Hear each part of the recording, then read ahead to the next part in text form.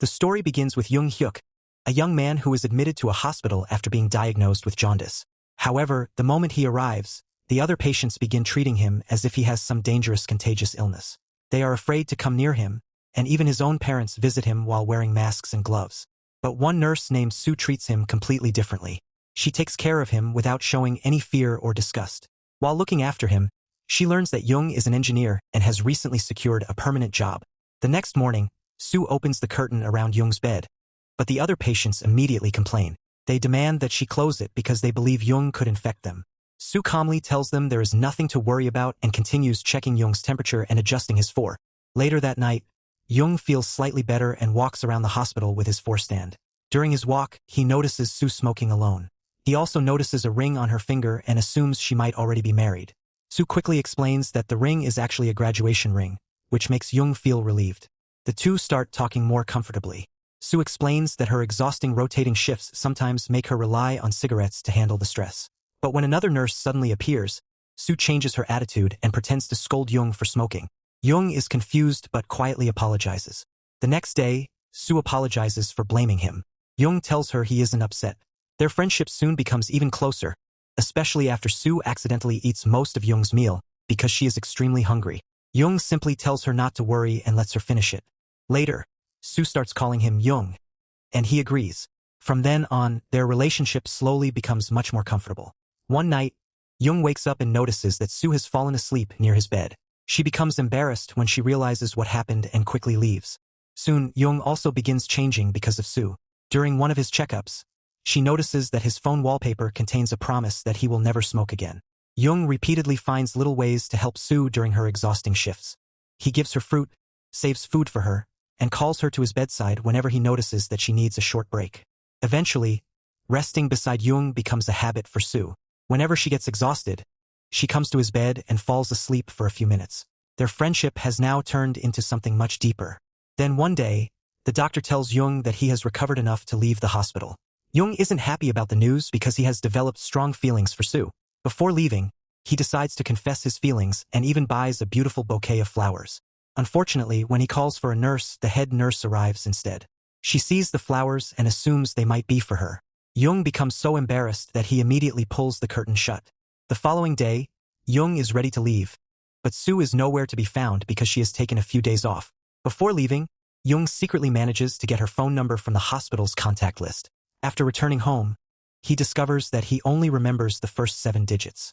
Instead of giving up, Jung creates lists of possible combinations for the remaining digits and starts calling them one by one. His room becomes covered with papers filled with phone numbers. After countless attempts, he finally finds Sue's real number. When Sue answers, she immediately asks how he got her number. Jung gathers his courage and confesses that he likes her. To his surprise, Sue doesn't reject him. Instead, she tells him that she is alone at home and asks whether he wants to come over. Jung immediately rushes to his father's room, grabs the car keys, and drives to Sue's house. When he arrives, he realizes that something is wrong. Sue seems unusually troubled and emotionally exhausted. Jung decides to leave so she can have some space, but before he can go, Sue asks him to stay and simply let her sleep while holding on to him. Jung stays beside her. When he tries to cross a boundary, Sue immediately stops him and makes it clear that he must respect her limits. The next morning, Sue wakes up and discovers Jung changing a light bulb in her house. When she enters the kitchen, she is even more surprised to see that he has prepared breakfast for her. Overwhelmed by his kindness, Sue begins crying. She thanks Jung for coming into her life and appreciating even the smallest things that matter to her. From that point onward, their relationship quietly develops into a real romance. Jung begins visiting Sue at the hospital, helping around her home, and taking her out in his father's car. Sue is confident and beautiful, while Jung still struggles with his appearance and self-confidence. When Jung's parents eventually discover that he has a girlfriend, they are completely surprised. One day, Jung notices that Sue is no longer wearing her graduation ring. She tells him that she lost it. Jung promises that once he gets a proper job, she won't have to keep working if she doesn't want to. Soon after, Sue surprises Jung by telling him that she has 2 tickets to Jeju Island and wants him to go with her. Jung happily agrees. While shopping for the trip, Sue wants to buy matching t-shirts for both of them, but they can't find one in Jung's size. Jung becomes embarrassed and disappointed. At the airport, Sue gives him a new pair of shoes instead. Rather than allowing the moment to hurt his confidence, Jung makes a promise to himself. By the next Christmas, he will become healthier and finally be able to wear matching clothes with Sue. He puts on the new shoes and starts running with renewed determination. Then the story suddenly jumps forward in time. A much fitter Jung is seen running towards Sue while wearing the same shoes she gave him at the airport. Years have passed and both of them have changed. Sue is still working at the hospital, while Jung has started working as well. The insecure man from before has become much more confident, successful, and comfortable with himself. The two are now living together, and their relationship has grown even stronger. Every morning, Jung prepares breakfast for Sue and takes out the trash before going to work. One evening, Sue finishes her shift and finds Jung waiting outside with a brand new car. He proudly tells her that it is his new car. But he has another surprise. Jung gives Sue a ring and tells her that he has been transferred to a multinational company. If he performs well there, he has a strong chance of getting promoted.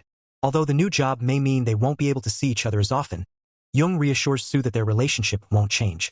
He promises that no matter how busy life becomes, he will always come back to see her every few days.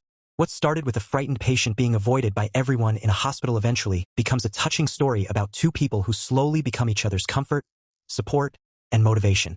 The very next morning, Jung heads to his new office, excited to begin his new job. However, his journey starts with an unbelievable traffic jam. As he looks around, he notices people casually getting ready inside their cars, making him wonder why everyone doesn't simply wake up earlier. When Jung finally reaches the office building, he encounters a strange man who doesn't say a single word. Instead, the man communicates through gestures and points him toward the correct office. Soon, Jung meets his new boss, Jack, who welcomes him to the team. But Jung isn't the only newcomer. A woman named Crystal has also joined the company, and surprisingly, she and Jung are assigned to work together. Unfortunately, Crystal immediately starts treating Jung badly and constantly finds ways to criticize him. That evening, Jung returns home and tells Sue everything about Crystal. Sue advises him not to worry about her and simply focus on doing well at his new workplace. Taking her advice, Jung brings coffee for everyone the next morning. But before he can distribute the drinks, Crystal takes them from him and hands them out herself. As a result, everyone assumes that Crystal was the one who brought the coffee. Jung is obviously annoyed. When he returns home, Sue tries to talk to him. But Jung is so focused on everything happening with Crystal that he barely listens. Sue starts telling him about one of her patients, but Jung cuts her off because he is already irritated. Slowly, the situation begins affecting their relationship. Jung and Sue had promised to spend every Christmas together on Jeju Island. So when Sue asks him to book their tickets, Jung refuses. He tells her that his new job is too demanding and asks her to celebrate without him. Meanwhile, things at the office become more serious. The team presents their designs to a client, but the client notices a major weakness in the project's main pillar. She explains that the design may not be strong enough and orders the team to redesign the bridge. She specifically asks Jung to inspect the design. This gives Jung an opportunity to fight back against Crystal. Since she had been constantly criticizing him, Jung starts pointing out weaknesses in her designs as well. Crystal becomes determined to prove herself. She decides to stay at the office overnight and finish the project before the deadline. Jung feels proud after finally getting the upper hand. When he gets home, he excitedly tells Sue about everything and eventually falls asleep in her lap. But Crystal's situation becomes much worse. While everyone else goes home, she practically lives inside the office. She keeps working day and night, but every model she creates continues to fail. Eventually, Jung starts feeling sorry for her. Instead of continuing their rivalry, he decides to help her. Together, Jung and Crystal create a completely new model, and surprisingly, they work extremely well together. However, Jung becomes so involved with the project that he begins ignoring Sue's messages. He had promised to return home early, but the company holds a celebration after their success. Crystal drinks too much, so Jung has to make sure she gets home safely. As a result, he arrives home much later than expected. When he finally gets home, Sue asks him to replace a broken light bulb, but Jung is exhausted. He doesn't fix the light and he doesn't even take out the garbage.